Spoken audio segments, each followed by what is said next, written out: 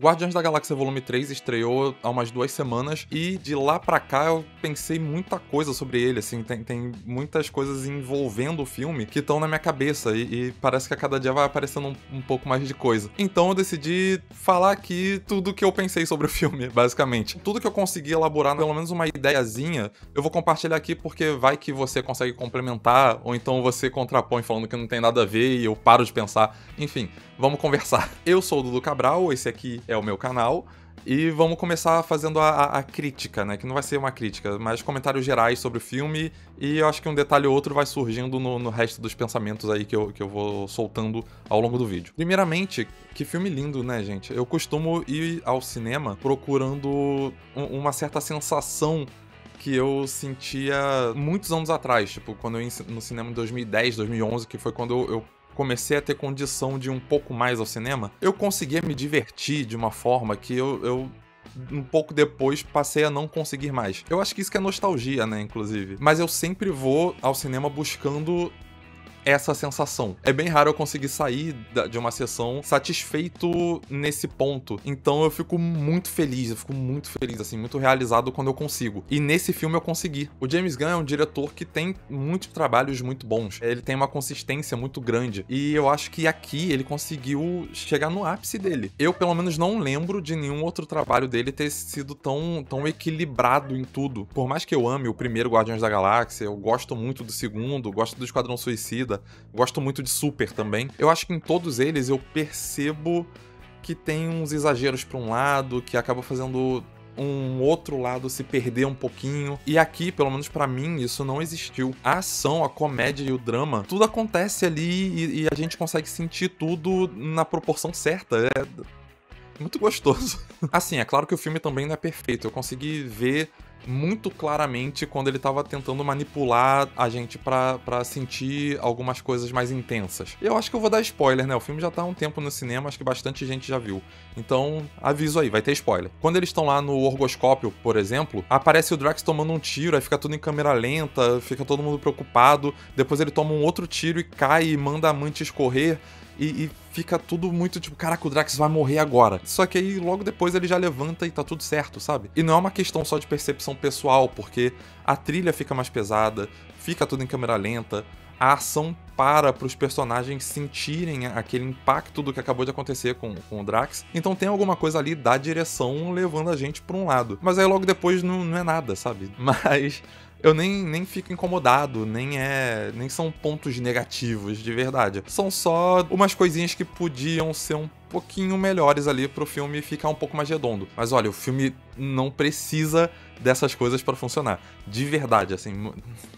Tem uma coisa nesse Guardiões 3 que eu gostei muito, que parece que tá ficando um pouco escasso nesse cinema mais pipocão, que é um filme que quer ser um filme. Ele não parece tipo o episódio da semana de alguma série, como muitos filmes estão parecendo. Existe um motivo pra aquela trama tá acontecendo, pra ela ser importante o suficiente pra gente tá vendo ela ali naquelas 2h30. Ela tem um começo, um meio e um fim muito bem definidos também. Ah, e acontecem muitas coisas únicas dele, que a gente vê e vai lembrar, tipo, pô, isso aí foi Guardiões da Galáxia 3. Porque essa tendência que a Marvel lançou, né, de tudo fazer parte de um universo maior, dá mesmo uma cara de episódio pras coisas. Mas, como o próprio Guardiões mostra, né, não precisa ser assim. O filme tá incluído no universo Marvel, eu vou até falar um pouco mais disso um pouco pra frente, mas ele funciona muito sozinho também, que tem um filme ou outro ali que acerta nisso. Mas, no geral, tanto o filme da Marvel quanto fora da Marvel, né, qualquer outro filme que tenta ter a mesma pegada, estão tendo esse problema. Quer dizer, pelo menos pra mim é um problema. E aqui não existe, né, só pra reforçar. Um outro ponto que eu vi ser muito comentado é sobre o Adam Warlock tá muito avulso ali, né, tá muito deslocado da trama. Eu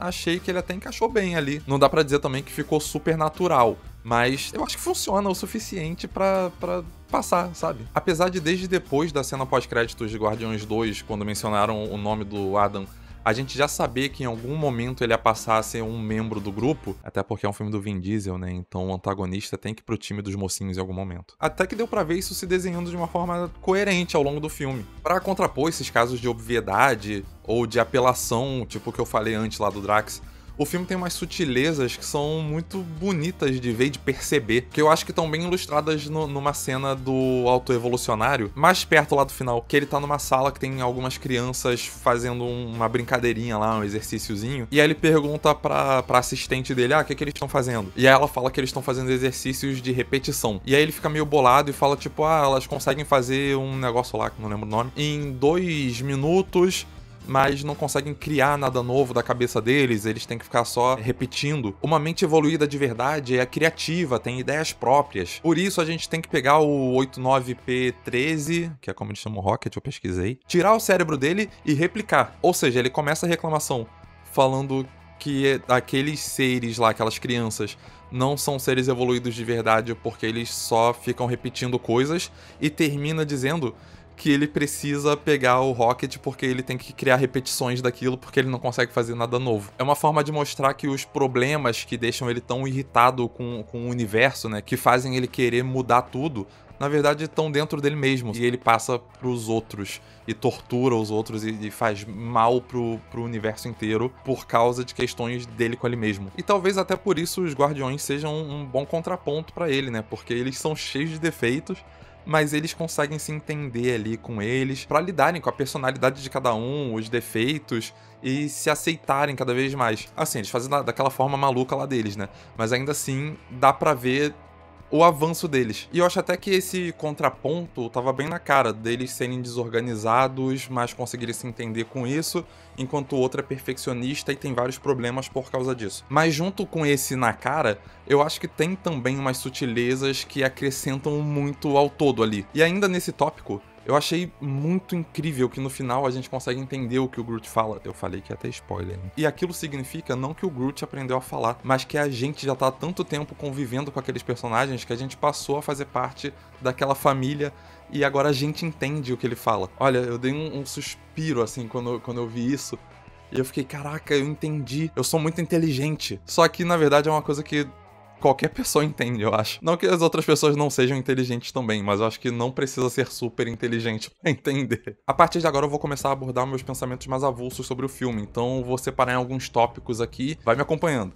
Vingadores Guerra Infinita é um filme maravilhoso. Eu acho até que é o ápice do cinema pipocão dos dias de hoje. E ele é o maior filme de heróis desde que a Marvel começou a dominar as coisas, pelo menos, né? Isso é inegável. Mas desde a primeira vez que eu assisti, eu tenho um problema muito sério com um ponto bem específico do filme, que é a participação dos Guardiões da Galáxia. E nem é pela parte que o filme quer que a gente sinta irritação mesmo com eles, que é o Peter Quill sendo um idiota e impedindo que os outros heróis tirem a manopla da mão do Thanos antes que ele fizesse um estrago muito maior, que foi o que a gente viu, né? Não, essa parte eu entendo. O meu problema é outro. É que eu acho que o humor deles, da forma que tá no filme, não encaixa. É a maior ameaça daquele universo. Todos os heróis que a gente vinha acompanhando há muitos anos estavam correndo risco, e aí do nada chegavam eles com confusões e atrapalhadas e piadinhas. É como se o filme parasse de ser o que é pra eles poderem fazer o que eles fazem. E o problema é a forma mesmo, não são nem as ações deles. Eu acho que eles podiam ter feito tudo que eles fizeram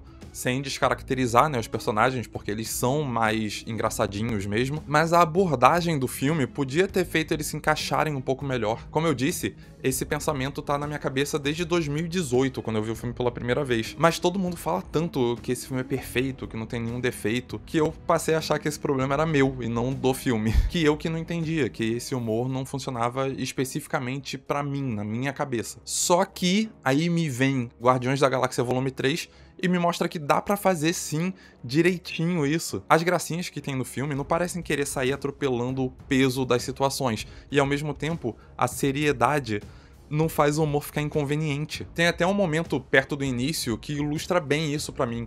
Logo quando eles decidem invadir a Orgocorp, o Peter tá lá fazendo não sei o que, tá tipo levantando um negócio e botando e tirando um cartãozinho lá pra desativar os escudos, enquanto o Drax e a Mantis estão acompanhando ele. Tem tipo um ping-pong entre os personagens nessa hora que é muito engraçado. A Mantis fala uma coisa, o Peter responde rápido, aí o Drax comenta, aí a Mantis fala outra coisa. Fica esse vai e vem muito dinâmico, só que ao mesmo tempo o Peter tá agindo com certa velocidade e se comunicando com a Nebulosa sério, porque ele tá sentindo a urgência daquele momento. Fica entendido ali que eles são engraçados porque é o jeito deles, eles são assim, não é por querer, eles não estão tentando muito ser engraçados pra fazer a gente rir. As intenções da Mentes ali naquela conversa são sérias, só que involuntariamente, pra personagem, não pro roteiro, fica engraçado. E durante essa cena a trilha sonora também tá um pouco mais séria, então isso ajuda a definir qual é o tom que o filme tá querendo passar mesmo. Era só Guerra Infinita ajustar esse detalhezinho que Guardiões acerta, que eu não ia ter do que reclamar. Se o Thanos chegar até mim, eu quero que me prometa que vai me matar. Dominei a habilidade de ficar tão incrivelmente imóvel que me torno invisível aos olhos. Você reparou que o Auto-Evolucionário é tipo a versão Marvel do Jumba de Lilo e Stitch? É um ser do espaço que faz experimentos com algumas criaturas e consegue criar uma que chega perto do ideal pra ele. Só que surge um obstáculo que impede ele de completar essa criatura, né, esse experimento. Essa criatura foge e o objetivo de vida dele passa a ser encontrar ela pra conseguir finalizar. Quando ele finalmente encontra, essa criatura tá sendo protegida pela família dele, que é meio esquisita, é incompleta, mas é boa. É boa. Agora, um ponto mais sério que dá pra conversar um pouco mais de verdade é que eu acho que Guardiões da Galáxia 3 é tipo o anti-Loki. Primeiro, porque é muito bom, enquanto o Loki é tipo a pior série que a Marvel já fez. Assim, dá pra botar fácil entre as piores coisas que eu vi em 2021. Eu não consigo entender como alguém gostou e como alguém coloca como a melhor série. Tem bastante gente que faz isso.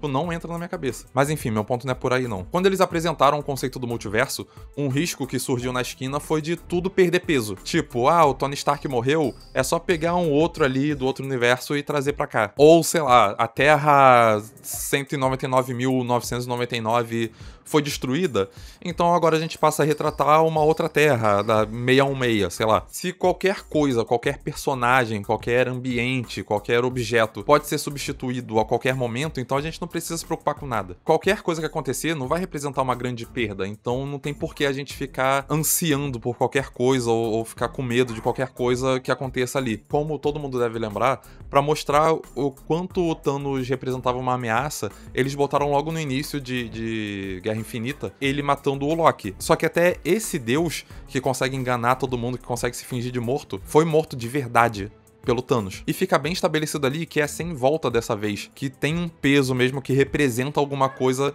pra trama e pros personagens. Mas o personagem é muito popular, né? Então não dá pra ficar sem ele. E aí fizeram o quê? Pegaram uma variante dele do passado. E aí começa a série Loki. Eles passam um filme pra ele mostrando, tipo, essa aqui é a sua vida do momento que você parou até onde o seu outro eu morreu. E aí ele vendo um filminho com um resumão dos filmes, né, das participações do Loki nos filmes, ele passou a ser aquele Loki que tinha morrido. O que não faz nenhum sentido, mas deram essa forçada aí. Por isso, essa preocupação com a abordagem de multiverso e de variantes se confirmou. Um outro Loki, uma outra versão do Loki, virou o Loki que a gente já conhecia. Então, só continuou como se fosse aquele Loki lá numa nova aventura e a gente não precisa conhecer de novo esse personagem. E por que Guardiões da Galáxia Volume 3 pode ser um exemplo muito melhor de como tratar variantes e multiverso. A Gamora, que também foi morta pelo Thanos em Guerra Infinita e voltou como uma variante em Ultimato, tem bastante destaque aqui em Guardiões 3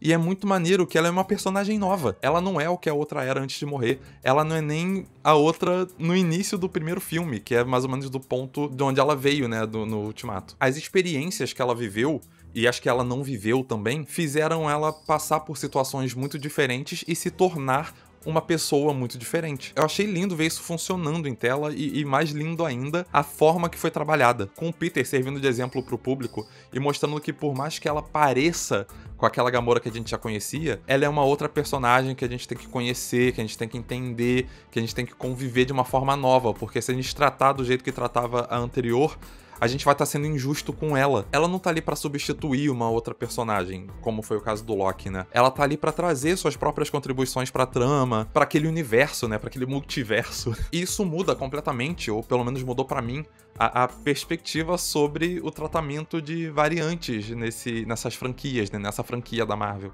Só por garantia eu vou trazer um ponto aqui.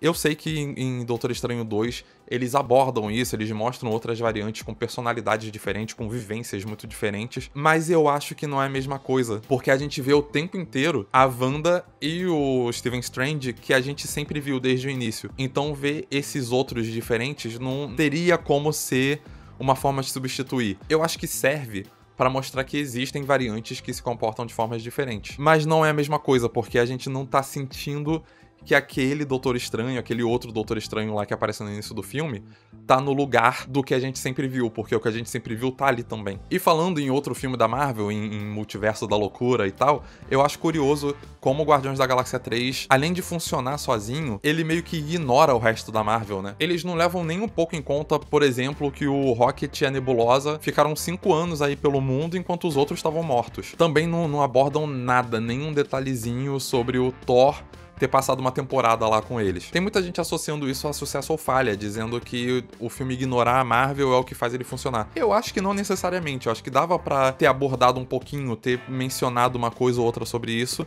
e o filme ia funcionar da mesma forma. Eu não estranhei isso não tá no filme, mas eu acho que seria natural também eles mencionarem, o Rocket mencionar que ele passou um tempão sem eles, a Nebulosa, mostrar o quanto isso mudou ela e a visão dela sobre os outros. Enfim, tinham outras formas e não sei, não acho que negligenciar isso tenha sido a melhor coisa, apesar de não ter feito mal também. Até porque eu não concordo muito com essa multidão que tem dito que Guardiões da Galáxia 3 é um caso raro de filme bom na Marvel. Eu acho que tem outros filmes que funcionam muito bem, outros filmes recentes que funcionam muito bem, que tentam se deslocar um pouco e funcionar sozinhos, que se comportam como um filme inteiro, que querem passar sua própria mensagem. Mas eu vou deixar isso pra outro vídeo, porque esse aqui provavelmente já tá absurdamente longo, e eu quero falar mais detalhadamente sobre esse assunto também. Então fica pra um próximo aí. Não sei se vai ser o próximo, mas vai ser um próximo. Mas enfim, eu espero que alguma dessas coisas que eu falei tenha feito algum sentido pra você, que tenha te feito pensar um pouco mais, ou complementado alguma coisa que você já pensava. Deixa aqui no comentário alguma percepção sua, alguma resposta